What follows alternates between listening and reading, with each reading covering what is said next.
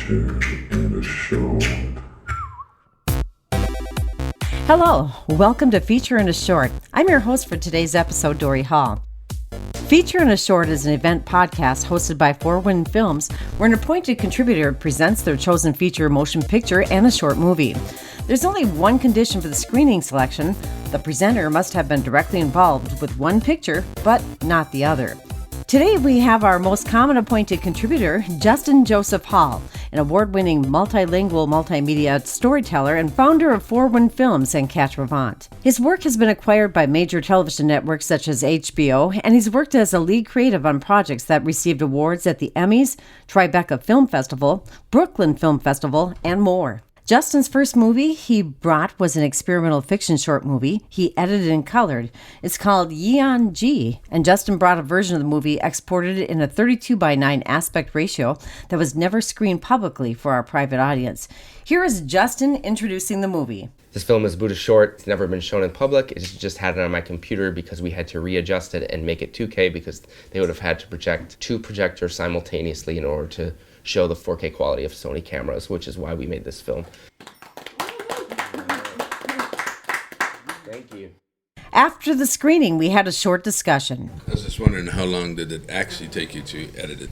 They shot 1 or 2 days, and then they gave me the footage, and they wanted it to be edited in 1 day, but they didn't know that putting two films on top of each other and playing them together is difficult with a projector and that you lose resolution. Sony was trying to show off the resolution of the camera, so then we had to edit it again, and there's another version. So it took 3 days, probably like 2 16-hour days and an 8-hour day. Half of it was waiting for notes because they had to do it really quickly. It was a very low budget thing. This is the first version we did and that he approved. I was a little confused by the movie, but I think going through the door in the middle of the street was kind of interesting, kind of saying they went to a different side or something, and then when there was a reflection of the two people, I think that it was kind of like a reflection of yourself where you may have two different personalities and it's very similar, but maybe expressed in different ways. I thought it was really creative, the reflection. For me, it felt like the sort of connection to other people, that your experience is not always you alone. Like, you might be looking in the mirror of whether somebody else is experiencing your pain or whatever it might be. It was a mirror at first and then it switched to different people. I thought it was just like different versions of the person themselves. You even have your feminine side and your male side, because they had a male in there also. I kept thinking of the multiverse, especially at the part where it was the same person on the top and the bottom, and how every decision that we make can take a completely different direction to your life. But then when it became a different person, and that's what I was trying to figure out what they were trying to portray there. I was thinking that person was seeing a reflection they didn't like, and initially thought everything was okay and going great, and everything kind of turned on them, ended kind of shockingly to me. Why are they in such a time crunch? I think Sony was looking for artists to try out this new technology and different ways to promote it. They probably heard of this sculptor, and he does a lot of 3D, kind of like Photoshop layers. And I'm guessing that somehow they met each other, the people who were promoting the new camera, and then he's like, I have a film, can you give me some money to make a film? And then they shot something one weekend, and then they had to have it by the next weekend to finish it. What is going to be the use of the final product? So they showed the eventual 16:9 version, the widescreen version. That's not the one that you guys saw.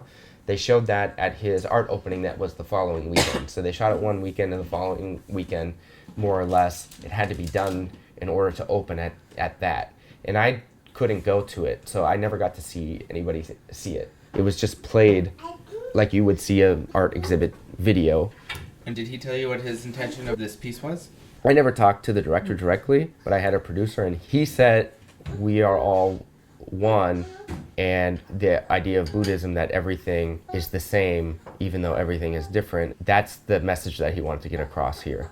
The music in the background, a lot of violin music and some organ music. What goes into choosing the music? Did they pick it? Did you pick it? I picked it, one full movement and a half movement. Do you have one? Why was the person crying? It's interesting when we're making films, we have to talk about what we're trying to communicate. And so the producer who was talking to the director said they're trying to show that the world is one. And so at the end, when you saw all those reflections, she saw herself, and then she saw it was a bunch of different people, and then she saw herself again in a different dress, and then she starts crying, and that is because she realizes that we're all one, and it was too overwhelming for her, and so she started crying. Justin's second movie is the famous no-dialogue feature documentary captured across the world from movie makers Ron Frick and Mark Magidson. It has been said to be one of the most beautiful motion pictures ever created. During the movie Samsara, we served pot stickers, beer, hamburger, fries, as well as a cola for our audience members. After the screening, we had a discussion. Very thought-provoking movie. Wow. I guess a collective observation we kept talking about is that it felt meditative in different ways. Like at the beginning, it was very like set the tone, I think. But then there were some kind of disturbing moments too. For me, it was like the contrast of how it changed from calm to very industrialized, from like nature to industrialized. It was kind of explaining both sides of the world. As I was looking at the awe in nature and then the sudden change later, seeing what impact people are doing to our world. Two things stand out to me. There were some scenes in Brazil that showed the contrast between the favelas, like the slums, and the high rises, the luxury apartments. I grew up with that environment.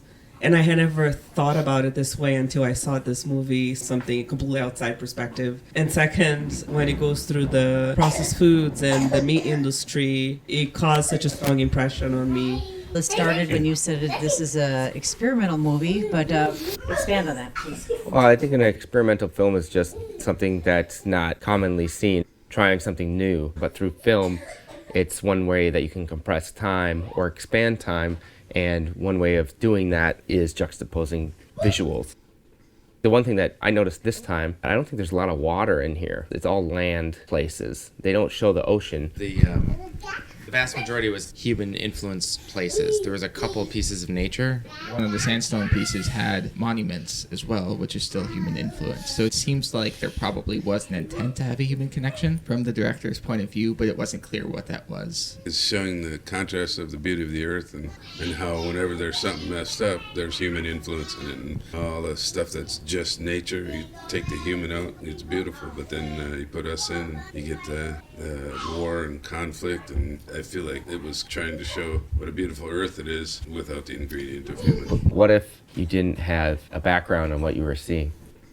Why do you think something is shown positively or portrayed negatively? In terms of things that are interpreted positively with the religion, with baptizing, we saw someone show emotion by like smiling. But with other things, it's just interpreted with how it's shot. A lot of times there are more colors. Because when the garbage is shown, there's a lot of mixing of colors in an unorganized way, and it just looks bad. With cities, with nature, with whatever, colors seem organized and pretty, and the color correcting in the film. The music for me was the strongest. I remember thinking back to that man with the clay scene. The music was very eerie, maybe alarming, and then you have these shots of like, oh, that really affects your mood over what you're seeing. I think it's a very intentional choice because like somebody's gonna go in and put the music on there, right? The images evoke different feelings because of that, because they didn't match. One thing that stood out to me was looking from the outside into different cultures. And I've always tried to understand other cultures with a non-judgmental perspective. And I had to fight that urge a lot of times, seeing things, especially times where there was a contrast in the way that women and men are viewed in society, in certain societies. The scene with the burqas and then the guys in their speedo, that's the kind of thing that is a little painful to see, but at the same time it was very enriching experience to see all the different places and all the different experiences. And that's all from Feature in a Short. Thank you for listening. I'm your host, Dory Hall.